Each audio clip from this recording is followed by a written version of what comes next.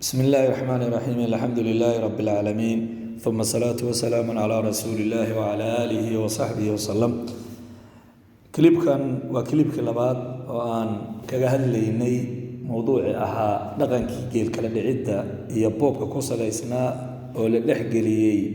دولة المدى الصومالية وقيبت هذه لباد قليها ولا لي الكجل السياسة ولا يراهدو جيل ليدا سودتك وطا iyo kuwa aan u naqaano geel jirayaal oo geela jooga oo geela dhaqda meelaha ay isaga mid yihiin iyo meesha iska shabahaan ayaan kliibkii koobaad ama ajal koobaad uga soo sheekeeyay hadda waxaan ka sheekeynayaa kuwa miyiga jooga meelaha ay kuwan ama qodobada ay uga wanaagsan yihiin ayaan wax yar ka sheegayaa intaan الموضوع guda gelin waxaan nin gabiya oo shaacir oo caraba uu yiri alam tara anna sayfa yanqusu qadruhu idha qila anna sayfa amda min al-asa sayfta sharafkeeda waxba hoos baa loo dhigay waa la nuqsaamiyay oo nuqsaan bay ku tahay in sayf la yiraahdo ul bay ka af badan tahay ana ul iyo sayf in la isbarbar dhigo oo isku meel muxuu ahaa labadoodaba la dhigo seeftay ku tahay buu yiri gabadh fal anu waxa ma dhiilahaa kuwa geela dhaqda oo geeleyda ah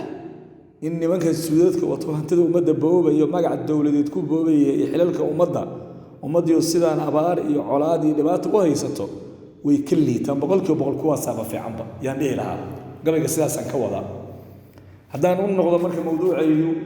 geeleyda aan naqaanay oo geel dhaqatada baadiyaha joogta waxay aaminsan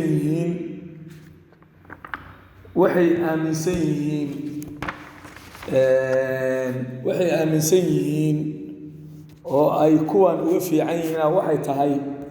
waxay ku faanaan raganimadooda tolkooda xeeladooda iyo farsamooyinka ay yaqaanaan oo ay aaminsan yihiin in geel ku soo dhici karaan ayay inta badan ku faanaan laakiin kuwa siyaasiyiinta ah intooda badan waxay aad ugu xiran yihiin ama la weyn dhaqamada shisheeye iyo dawladihii ay la noolaayeen waxay kaloo aaminsan yihiin in wadan shisheeye uu wax ka dhigi karo wuxuu ku leeyahay aniga shisheeye ay wata wadan hebel baa ay wata waxay inta badan ku tiirsan yihiin way aaminsan haddaadan lacag iyo dhaqaale haysan ama aadan wadan shisheeye dhaqaale ka soo qaadan siyaasadda Soomaaliya ama dawladdu inaanay boos kaaga banaaneen halka ayay labadoodu marka ku kala duwan yihiin oo kuwaasaaba la qaatayba iyagu isku tashanaya geeleyda geela ay soo dhacaan waxa la cuna oo ay wax ka siiyaan raggii la duulaanka tagay oo ballanta ugama baxaan xoolaha markay soo dhacaan way qaybsadaan xaraam ha ahaatee waxa xaraana in ummad maalkeeda la cuno waxa iyadana dambi kalaaba ballanka baxyada iyo khiyaanadaba wuxubo oo shaqo fiican ma aha khiyaanadu Soomaaliduna waa waxay ka faani jireen in ninka leeyahay waa khaain buu ahaa ama waa camiil daba dhilifa siyaasiyiinta waxa dhaqan u ah ballanka baxyo iyo ku dangaar hadhow tan albaabka ka xiro ama telefoonada ka danso oo raggi kula soo shaqeeyay dib dambe ha u fiirin ayaa dhaqan iyo caado u ah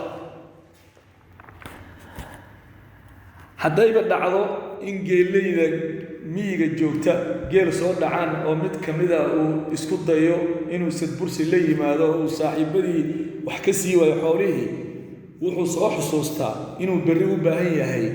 ee uusan saaxiibadii ka maarmin marka taa aawadeed baa waxay kaliftaa ama ku kalifaysa inuusan baaadinba inuu sadbursi sameeyo wuxuu soo hel marka dhexda la dhiganaya waa la qaybsanaya marka waa cajiib laakiin kuwa siyaasiyiinta Soomaalida aqoontooda heerka ma gaarsiisna oo maba ogaba rag la soo halgamay la kaambegareeyay maalintaas ugu dambaysa geeleydu markay duulayaan oo ay rabaan inay xoolo soo dhacaan kitaabka Ilaahay iyo diinta iyo islaamnimada kuma warwareegaan toos bay u shaqo tagaan marka laakiin midkani markuu rabo siyaasadda markuu galo baarlamaankii uu dhaaranaya wasiir markuu noqdo uu dhaaranaya 24 saac kitaabka quraanka ay gacanta kula jiraan waana aragteen masaa'ibta ay ka dhaxleen ummadana dhaxalsiiyeen halka ay ka baxeen siyaasiyiintu meelaha qaar marka la fiirsho wayba ka sii liitaano ninka geeleyda ah isaga waxa ku yar aqoonta diineed xadaarada ilbaxnimada oo ilaahay hortii waxa laga yaabaa ilaahay agtii markuu tago in cudurdaar ay u noqoto aqoon daradaasi oo jahligaas ay uu sababay inay hanti walaalkooda dhacaan dilaan laakiin kani doctor buu sheeganaya PhD double master ayuu ku leeyahay passport buu wataa ummadaha wuxuu soo arkay adduunyada ku nool sidii uu nool yihiin dawladnimadooda sidii u haystaan wanaaga dawladnimada uu soo arkay waa mid sababtay caruurtiisa inuu inta ku aamino dhul shay uu ka soo tago meesha uu ka yimid walaalayaal haddaanay dawladnimo jirin waa America iyo Canada iyo Australia miyuu caruurtiisa dad cadaan oo ajaanib oo gaala ah way soo tagi lahaa inuu ka soo tago waxa kaliftay systemka dawladnimo oo ilaalinaya caruurtiisa iyo ummadda ay ku kala joogto taamiyuu garawaayay caruurtaada nidaamka ilaalinayay dadkaada adiguna sii oo bar meeshuu dhihi lahaa ayuu dadkaada arkayso dhiban oo masaakiinta ah oo wadankii maanta abaar iyo colaad iyo mashaakil ummaddan haysta Allah ka qaade ayuu marka raba inuu dhabarka ka sii jabsho wax alla wax mucaawino loo siiyo ama muxuu masaakiinta maalkoodina uu markaas u xado ayuu rabaa geeleydu waxay aaminsan yihiin markay wax dhacaan inta badan waxay og yihiin hadii la weydiiyo inay shaqadan shaqo fiican ahayn way og yihiin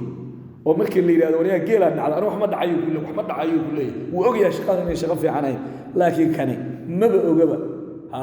waaba ku siifaanaya guriga ku sii dhisanaya tigidho ku goosanaya diyaarada ayay saarin habeen iyo maalin marka walaalayaal ninka geeleyda ah wuxuu sharciga wax u dhacaa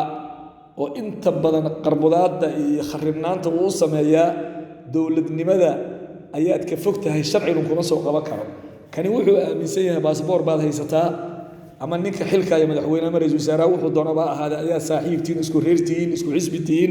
la soo kaambigaraysay nin sharciga waxa tahay ka sareeya oo wad arkaysa habeenay maaliyeedu leeyahay waxbay dileen waxbay dhaceen oo misana